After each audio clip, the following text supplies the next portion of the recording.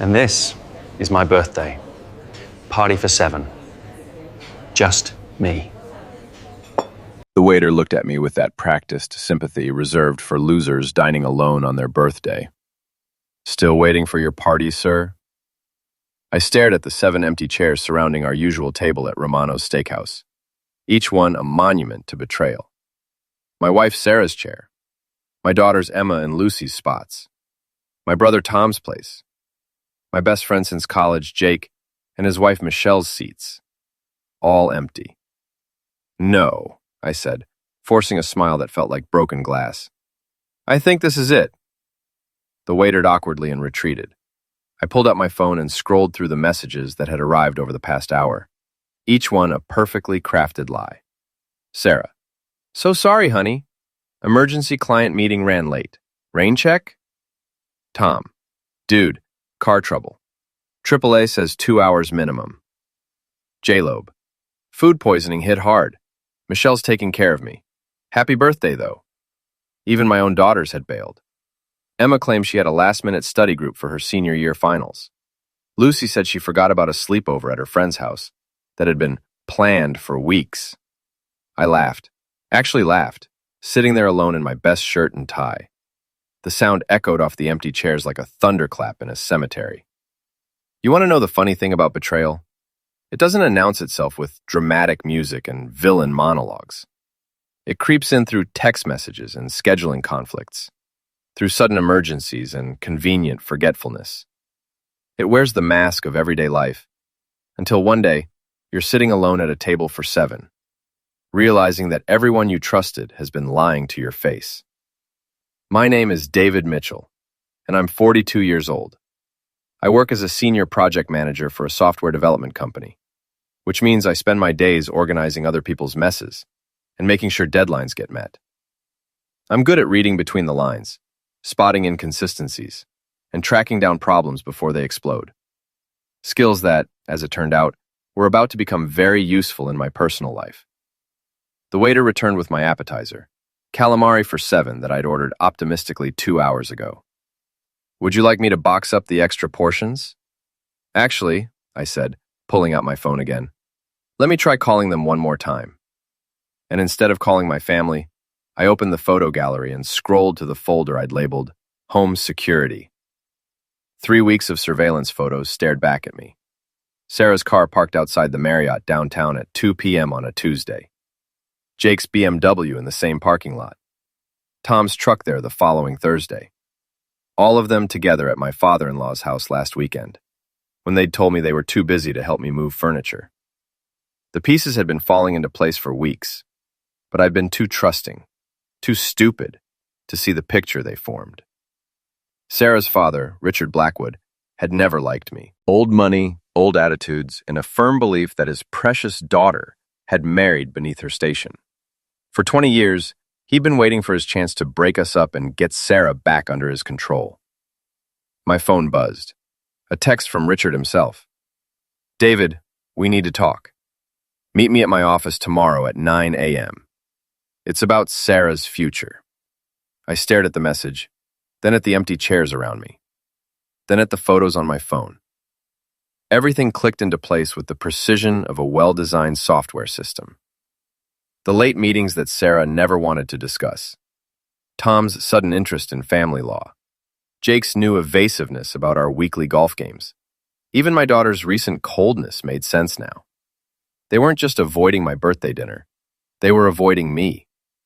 I paid the check, left a generous tip for the waiter who'd watched my public humiliation, and walked out into the cool October evening.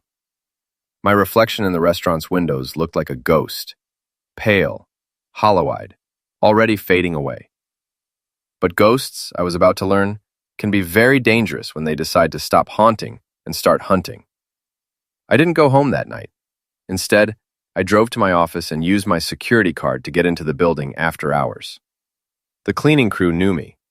I'd worked late plenty of times before, so nobody questioned why I was there at 10 p.m. on my birthday. I had work to do. My computer skills weren't limited to project management. Before Sarah and the kids, before the suburban house and the minivan, I'd been a different person. I'd studied computer forensics in college, worked briefly for a private investigation firm, and learned how to dig up information that people thought they'd buried. I started with Sarah's social media accounts. She thought she was careful, but 20 years of marriage meant I knew her passwords, her security questions, and her patterns. What I found in her private messages made my stomach turn.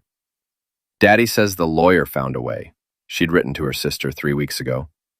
David won't fight it if we can prove he's unstable. Jake and Tom are helping document everything. Everything turned out to be a carefully constructed narrative of my supposed mental breakdown. Late nights at the office became obsessive work behavior. My recent quietness at family gatherings became antisocial tendencies. Even my birthday dinner tonight had been a setup. They'd planned to let me sit alone, then use my reaction as evidence of my instability. But they'd underestimated me. Instead of causing a scene or breaking down, I'd simply observed. I pulled up Tom's email account next. My brother had always been careless with technology, and he still used the same password he'd had since high school. What I found there was even worse than Sarah's betrayal. Richard Blackwood had offered him $50,000 to testify in divorce proceedings that I'd become increasingly paranoid and aggressive over the past year. Tom, who'd been struggling with his real estate business since the market downturn, had jumped at the chance. Jake's involvement was more personal. Screenshots of text messages revealed that he'd been feeding information to Richard about my daily routines, my work schedule, even my conversations with him. In return, Richard had promised to invest in Jake's consulting firm and help him land some major corporate clients. My best friend since college had sold me out for a business opportunity. The worst part was reading their group chat. Sarah, Tom, Jake, Michelle, and even Richard himself, all coordinating their lies like a military operation. They'd planned tonight's mass cancellation down to the minute, timing their excuses to arrive just as I was sitting down to dinner. David will probably just go home and sulk, Jake had written. He never fights back. Michelle had added, Sarah says he's been really passive lately. This should push him over the edge if we're lucky. They wanted me to have a breakdown. They needed me to lose control so they could use it against me in court. Richard's lawyer had apparently advised that a messy public incident would make the divorce proceedings much smoother for Sarah. I leaned back in my office chair and stared at the evidence spread across my monitors. Bank records showing payments from Richard to Tom and Jake. Email chains detailing their surveillance of my activities. Text messages mocking my trust and planning my downfall. They thought they were so clever, so careful. But they'd made one crucial mistake. They'd forgotten that I was very, very good at my job. I spent the rest of the night documenting everything, creating backups, and building a comprehensive file of their conspiracy. By sunrise, I had enough evidence to destroy all of them. Legally, professionally, and socially. But I wasn't ready to play that card yet. First, I wanted to see how far they were willing to go. I drove home as the sun came up, parked in my driveway, and walked into the house like nothing had happened. Sarah was in the kitchen making coffee, still in her bathrobe. "Oh, honey," she said, turning to me with perfectly practiced concern. I felt so terrible about missing dinner last night. The client meeting ran so late, and by the time I got free, I figured you'd already left the restaurant. I poured myself a cup of coffee and studied her face. She was good, I had to admit. The concerned expression, the apologetic tone, the way she reached out to touch my arm.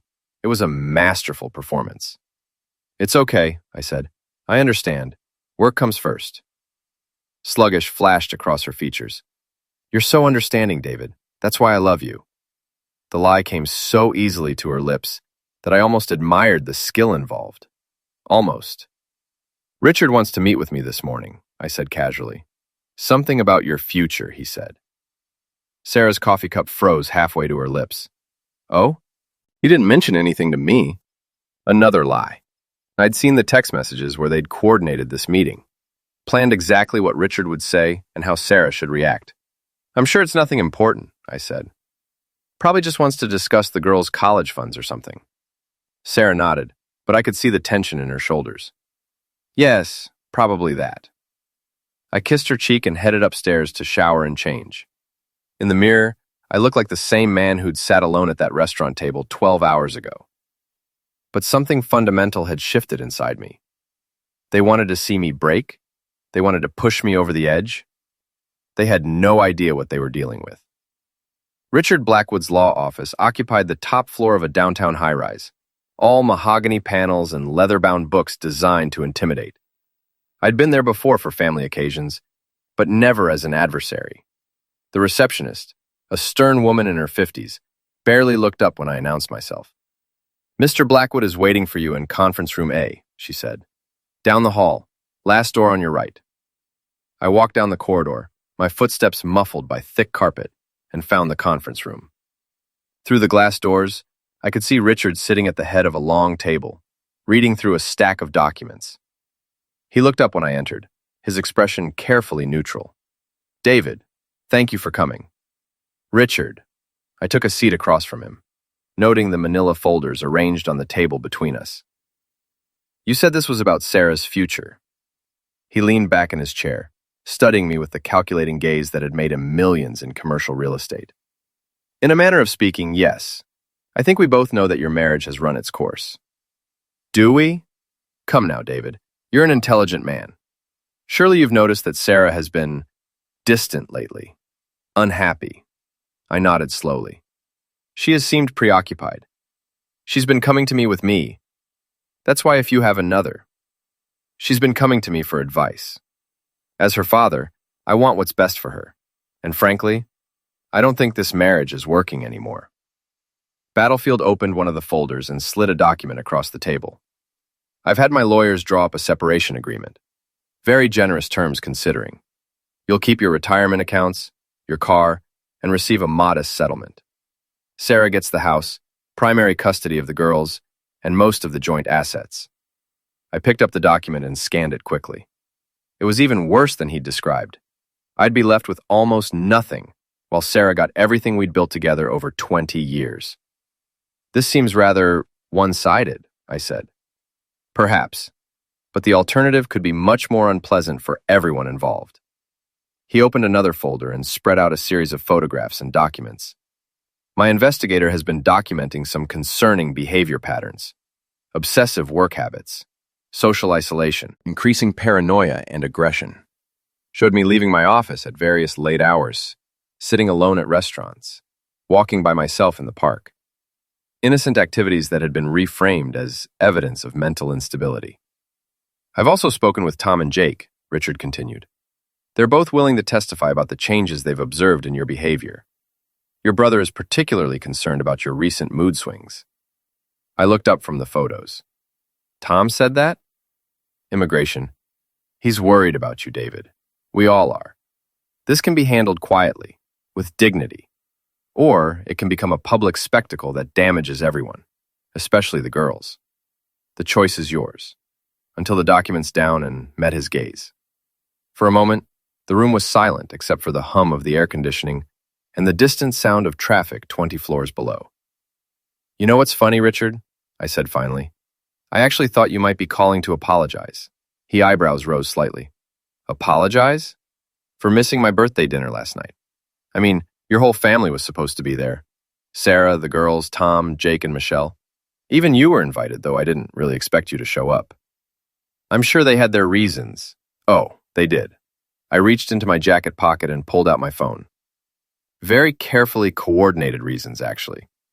I opened the group chat screenshots I prepared and slid the phone across the table.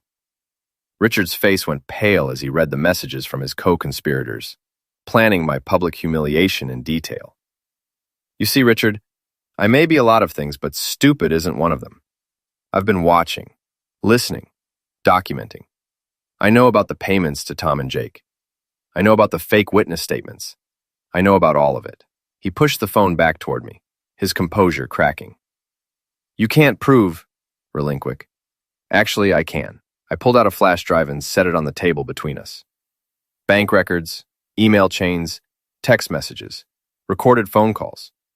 20 years in software development teaches you a lot about data recovery and digital forensics. Richard stared at the flash drive like it was a loaded tool. "So here's what's going to happen," I continued. "You're going to call off this little conspiracy of yours. Tom and Jake are going to stop spying on me. Sarah is going to start telling me the truth about what she wants, and you're going to stay out of my marriage. If I refuse, I smiled, then I release everything to the press. Prominent attorney orchestrates elaborate scheme to frame son-in-law.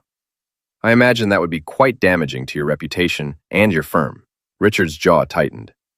You're making a mistake, David. I have resources you can't imagine. I can destroy you. Already tried. It didn't work.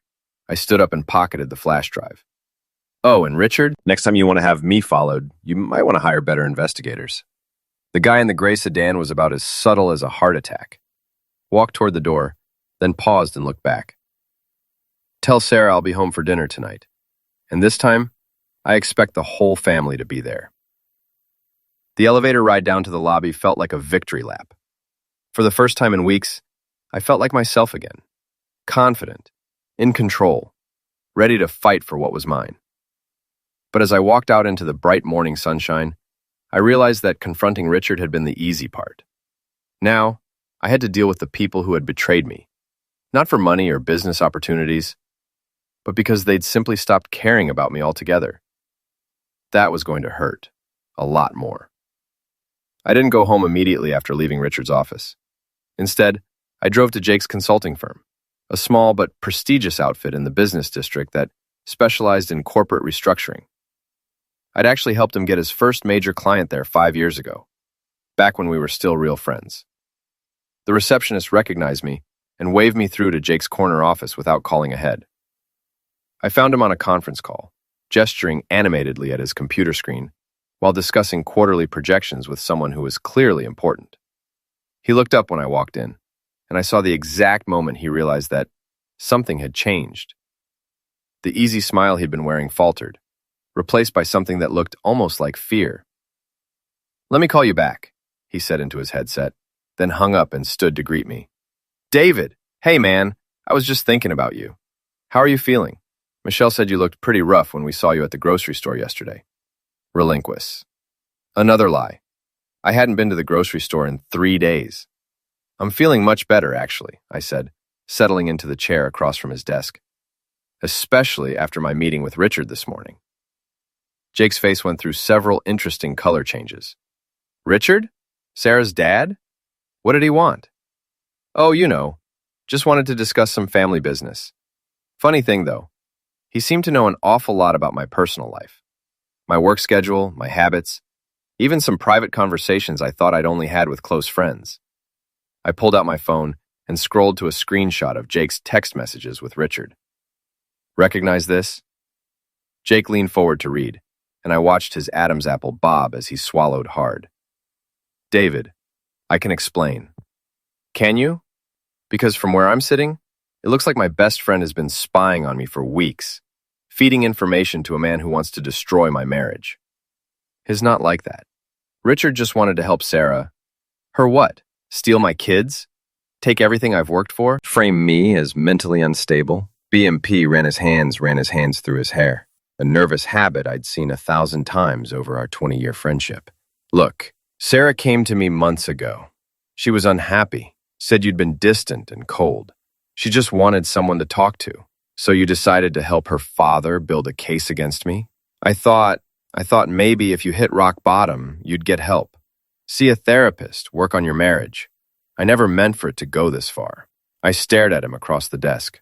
This man who'd been my best man at my wedding, who'd been there when both my daughters were born, who'd helped me move into 3 different houses and had spent countless weekends at barbecues and birthday parties. "You never meant for it to go this far?" I repeated. "Jake, you helped them plan to leave me sitting alone at a restaurant on my birthday. You coordinated lies to make me think I was losing my mind. What exactly did you think was going to happen?" He couldn't meet my eyes. "I'm sorry, David. I really am. But Sarah was so unhappy, and Richard made it seem like this was the only way to help everyone. Flourishing? Help everyone? Or help yourself to Richard's investment money?" Jail's head snapped up. "How did you? I know about the consulting contract he promised you. I know about the corporate clients he was going to introduce you to. I know about all of it, Jake." I stood up and walked to his office window, looking down at the busy street below. You know what the really pathetic part is? If Sarah had just come to me and said she was unhappy, We could have worked it out. Marriage counseling, therapy, whatever it took. But instead, you all decided I was the enemy. David, please, let me make this right. I'll call Richard, tell him I'm out. I'll talk to Sarah, convince her to give you guys another chance. I turned back to face him. It's too late for that. What do you mean? Instead of answering, I pulled out my phone and opened my email app. I've been busy this morning. Want to see what I've been working on? I showed him the screen. The email was addressed to the ethics board of his professional association, with copies to several major business publications and his biggest clients. Subject line: Consultant participates in elaborate personal vendetta against client's family member. I read aloud. The body includes all your text messages with Richard, bank records showing his payments to you, and a detailed timeline of your involvement in his scheme. Jake's face went white. You can't send that. It would ruin me. Like you tried to ruin me? Selfish. That's different. We weren't trying to hurt your career, just my marriage, my relationship with my kids, my mental health, and my financial security. Much better. I put the phone back in my pocket. Here's what's going to happen, Jake. You're going to call Richard and tell him you're withdrawing from his little conspiracy. You're going to return any money he's paid you, and you're going to stay away from my family. And if I do that, you won't send the email? I didn't say that. Jake stared at me like he was seeing a stranger. David, we've been friends for 20 years. That has to count for something. You're right, I said, walking toward the door. It does count for something. It makes your betrayal so much worse. And drove across town to Tom's real estate office. My brother was showing a young couple around a modest, 2-bedroom house, pointing out features and talking up the neighborhood. I waited in my car until they left, then followed Tom inside. David! He seemed genuinely happy to see me, which somehow made everything worse. What brings you by? Just wanted to chat with my brother, I said. You know, catch up on family stuff. Tom's was smaller than Jake's, cluttered with listing sheets and property photos. A picture of our parents sat on his desk next to one of his own kids. We'd grown up in the same house, shared the same room until I left for college. He'd been my best man before I'd asked Jake to do it instead. How was your birthday dinner last night? He asked.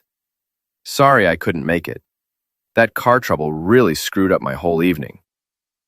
Funny thing about that, I said, pulling out my phone again. I called the auto club this morning. No record of any service calls to your address last night. Tom's smile flickered. Maybe they have it under a different name. Tom, stop. I know about Richard's offer. $50,000 to testify against me in divorce proceedings.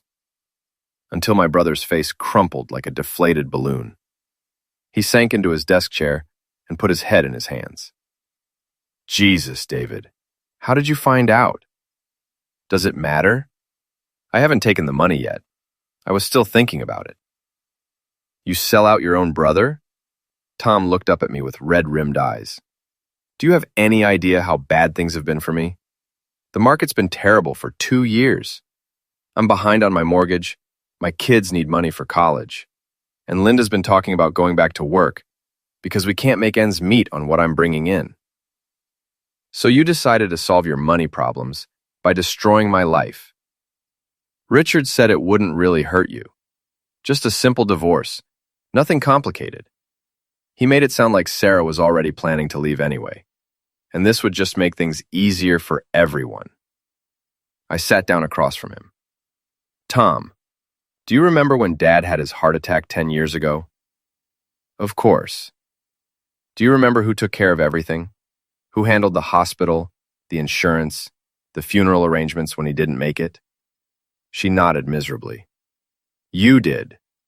And when Mom got sick 2 years later, who made sure she got the best care? Who paid for the treatments that insurance wouldn't cover? You did. When Rem Estate business almost went under 5 years ago, who co-signed your loan to keep you afloat? You did. His voice was barely a whisper. So, when Richard Blackwood offered you money to betray me, what exactly were you thinking? Timeless. Tom was crying now, not bothering to hide it. I was thinking that I'm a failure, that I've never been as successful as you, never been as smart or as together. And here was this chance to finally get ahead, to take care of my family the way you've always taken care of yours. By destroying mine? I told myself it wouldn't really matter, that you'd bounce back, find someone better than Sarah, be happier in the long run. I stood up and walked to the window. Outside, Tom's small town was going about its daily business. People shopping, working, living their lives without the weight of betrayal crushing down on them. I'm not going to destroy you the way I could, I said without turning around. You're my brother, and despite everything, I still love you. But I want you to understand something. We're not family anymore. We're just two people who happen to share DNA. When he turned back, Tom was staring at me with a mixture of relief and devastation. I'll make it right, he said. I'll call Richard. Tell him I changed my mind. Do whatever you want. It doesn't matter anymore. I walked out of his office and drove home, feeling strangely empty. I'd confronted the men who'd betrayed me, shown them the evidence of their conspiracy, and won. But victory felt hollow when it came at the cost of a 20-year friendship and the relationship with my only brother. The hardest conversation was still waiting for me. Sarah was in the kitchen when I got home, preparing what looked like an elaborate dinner. She'd changed into a dress I hadn't seen in months and done her hair the way she used to when we were first married. The whole scene felt like a performance, carefully staged to manipulate my emotions. There you are, she said brightly. I've been cooking all afternoon. Your favorite, pot roast with those little potatoes you like. I sat down at the kitchen table and watched her bustle around, opening wine and setting out the good china. Where are the girls? Emma's at study group, and Lucy's at Madison's house. I thought it would be nice for us to have some alone time to talk. About what? Sarah paused in her dinner preparations and turned to face me. About us, David. About how we can fix things. They need fixing. She sat down across from me, reaching for my hands. I know I've been distant lately. Work has been so stressful, and I've been taking it out on you. That's not fair. I let her hold my hands while I studied her face. She was still beautiful at 41, still the woman I'd fallen in love with in college. But looking at her now, I realized I hadn't really seen her, the real her, in years. Sarah, I had an interesting conversation with your father this morning. Her grip on my hands tightened slightly. Oh? What about? He wanted me to sign divorce papers. Said you'd been coming to him for advice about our marriage. David, I can explain. He also had some photographs and witness statements suggesting that I'm mentally unstable. Apparently, Tom and Jake have been documenting my erratic behavior. Sarah's face went through the same color changes I'd seen on Jake earlier. I never asked them to do that. Didn't you? I pulled my hands free and reached for my phone, because I have some text messages that suggest otherwise. I showed her the group chat screenshots, watching her expression change from confusion to fear to resignation as she read her own words plotting against me. How did you get these? She whispered. Does it matter? Sarah pushed the phone away and stood up, pacing to the kitchen window. You don't understand, David. Things between us have been terrible for months. We barely talk anymore. We don't touch. We're like strangers living in the same house. So you decided to have me declared mentally incompetent rather than just asking for a divorce? It wasn't supposed to go that far. Daddy said if we could document some concerning behavior, it would make the divorce proceedings smoother. No one would get hurt, and we could both move on with our lives. No one would get hurt. I stood up and joined her at the window. Sarah, your father's plan would have left me with nothing. No house, no kids, no assets. How is that not getting hurt? She turned to face me, and for the first time in months, I saw real emotion in her eyes instead of the careful mask she'd been wearing. Because I thought you didn't love me anymore, she said quietly. I thought you'd be relieved to be free of us. What made you think that? You work all the time. When you're home, you're distracted, distant. We haven't made love in 3 months, David. 3 months. When was the last time we had a real conversation about anything other than schedules and bills? I thought about it and realized she was right. Somewhere along the way, we'd stopped being husband and wife and become business partners managing a household. So instead of talking to me about it, you decided to conspire with your father to destroy me? I was scared, she admitted. Scared that if I told you how unhappy I was, you'd just shrug and say, okay, whatever you want. Like you do with everything else. That's not true, isn't it? When was the last time you fought for anything in this marriage? When was the last time you showed any passion about us, about our life together? I wanted to argue, but the words stuck in my throat. She was right. I had become passive, disengaged, going through the motions of marriage without really being present. But that doesn't excuse what you did, I said finally. You could have asked for counseling, suggested a trial separation, anything. Instead, you tried to have me framed as mentally ill. Sarah's shoulders sagged. I know, and I'm sorry. I'm so sorry, David. I let Daddy convince me that this was the only way. But I know it was wrong. We stood there in silence for a moment, 20 years of marriage hanging in the balance. Outside, our neighbors were living their normal lives, walking dogs, playing with children, existing in the kind of peaceful domesticity that we'd somehow lost along the way. Do you want to save this marriage? I asked. Sarah looked at me with tears in her eyes. Do you? It was a fair question. Did I want to fight for a relationship with someone who'd been willing to destroy me rather than simply ask for what she needed? Did I want to rebuild trust with a woman who'd conspired with her father and turned my friends against me? I don't know, I said honestly, but I know I want to try. If you're willing to be honest with me from now on, no more lies, no more manipulation, no more involving your father in our marriage. And if I agree to that, I pulled the flash drive out of my pocket and set it on the kitchen counter between us. Then this stays between us. I don't release the evidence to the press. I don't destroy your father's reputation. And I don't pursue criminal charges for conspiracy. Sarah stared at the small device like it contained a nuclear tool. What about Tom and Jake?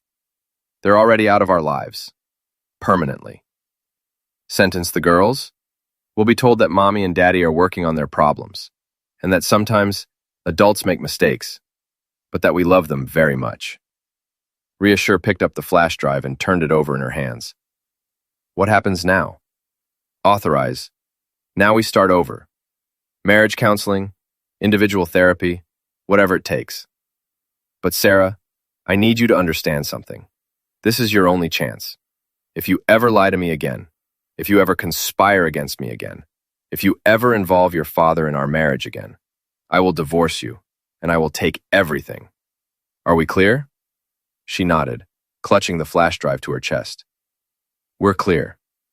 I walked over to the stove and lifted the lid on the pot roast. It smelled amazing, like the dinners she used to make when we were newlyweds, and still believed that love could conquer anything. This smells great, I said. Should we call the girls and ask them to come home for dinner? Sarah wiped her eyes and managed a small smile. I'll text them. As she reached for her phone, I realized that we'd just crossed a line that we could never uncross. Our marriage would never be the same. It would either be something entirely new and honest, or it would end. But either way, the lies were over. For the first time in months, that felt like progress.